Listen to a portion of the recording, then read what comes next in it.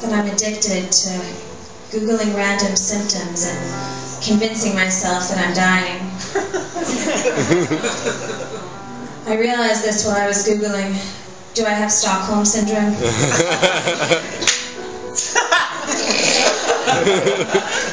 My kidnapper says that I don't, but it's been really hard for me to take him seriously. Hopelessly in love with him. Whenever I'm on dates, the lines that guys use most frequently is, "Are you going to finish that?" And it's the guy at the next table talking to my date and pointing at me.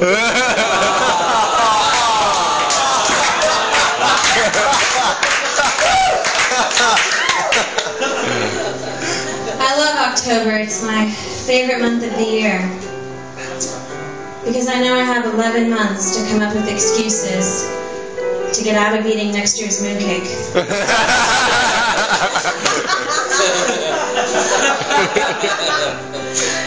I'm allergic to moons. Do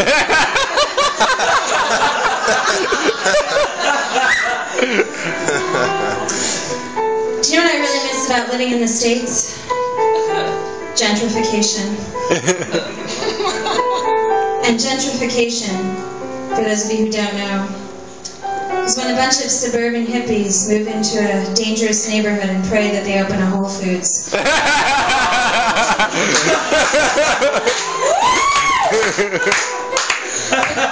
Gentrification is coming to Shanghai too.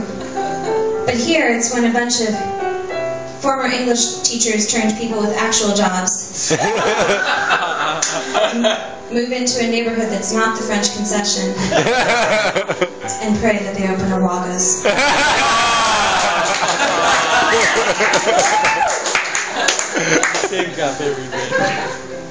I've been trying to learn Chinese, but it's not going so well. I think it might be because I'm trying too hard. I'll practice in front of a mirror for an hour, and then I'll go into Starbucks and say, 我要中杯咖啡. And they'll be like, do you want milk or sugar? And then this foreigner will walk in with like an American flag on his t-shirt. And they'll be like, ni hao. And he'll be like, yeah, give me one of them frappuccinos. Shi. And they'll be like, oh, your Chinese is so good.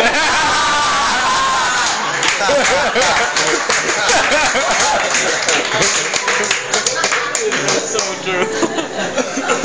I've realized that my life in Shanghai is a lot like that game show, Who Wants to Be a Millionaire? On Who Wants to Be a Millionaire, they have this thing called phoning a friend when you get a really hard question and you have to call a friend to help you answer it. And in my life in Shanghai, phoning a friend is when I get into a situation where I have to call a friend with better Chinese. But I never want to admit that I'm doing it, so I try to disguise it. I'll be like, hey, yeah, no, I'm just at home. Random question. How do you say that dog was dead when I got here?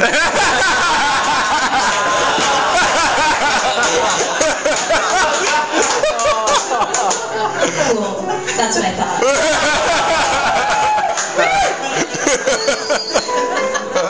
Now I'd like to show you a PowerPoint presentation.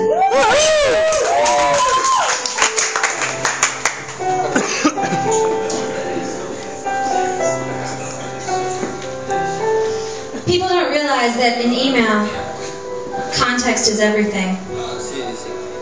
You can't just send an email that says, she was fucking smoking.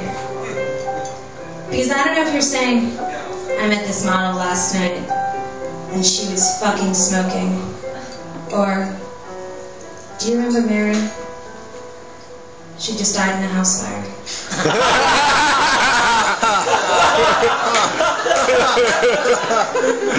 She was fucking smoking.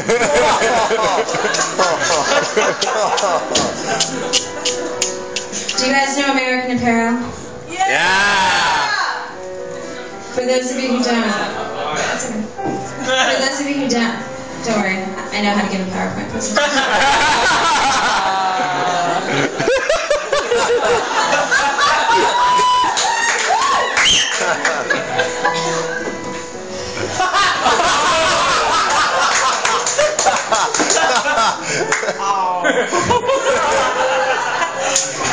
For those of you who don't know, American Apparel is a company that had the courage to try and make it socially acceptable for grown women to wear leotards. But American Apparel has recently branched out into uncharted waters. That's right. They've started making unisex clothing. Like the unisex hooded scarf. And I know what you're thinking. Why does that scarf need a hood? But what you should be thinking is, are you sure that's unisex?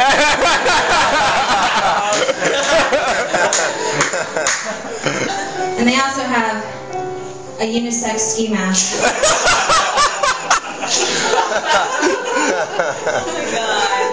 And I know that hipsters are really committed to their cause, but I'm not sure I'd want to rob a bank in that. The police would be like, witnesses reported that the suspect was wearing an orange unisex American Apparel ski mask. That should be pretty easy to trace. American Apparel only sold one of those. But they're not sure if they sold it to a guy or a girl.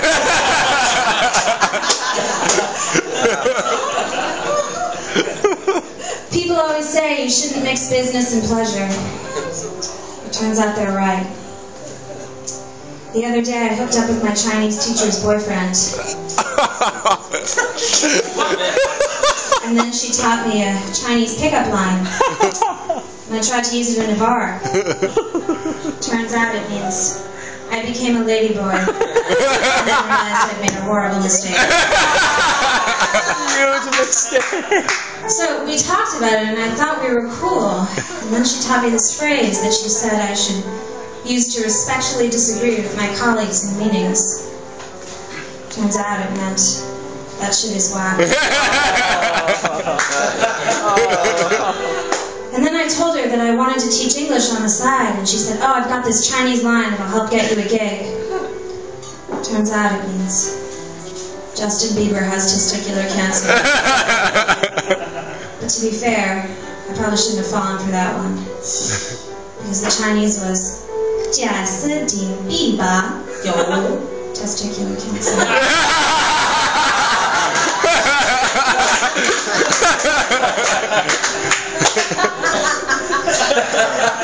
Any ladies out there not have a Halloween costume yet?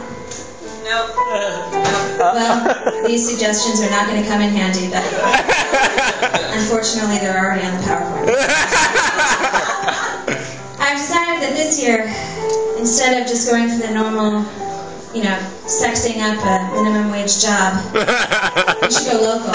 So instead of being a sexy Disney princess, you can be a Shanghai princess.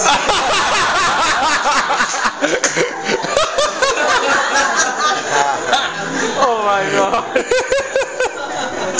And instead of being a sexy French maid, you can be a sexy IE.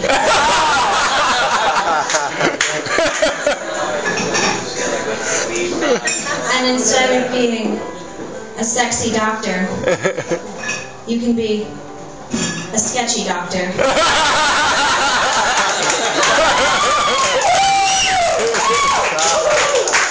Who pays 200 RMB for candy.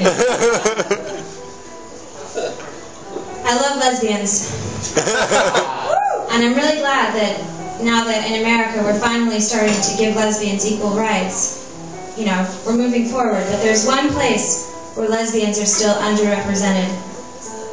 I'm talking, of course, about reality TV. So I've decided to pitch some lesbian spin-offs of my favorite reality TV shows.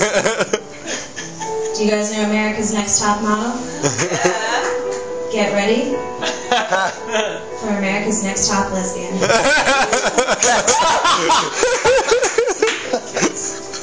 You guys know John and Kate plus 8? How about John and Kate plus lesbian?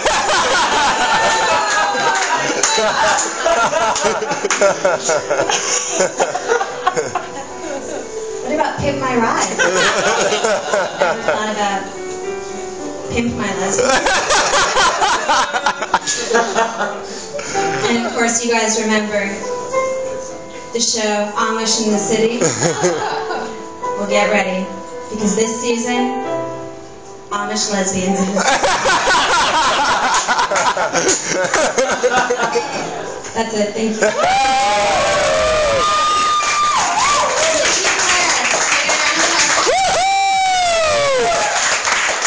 Claire!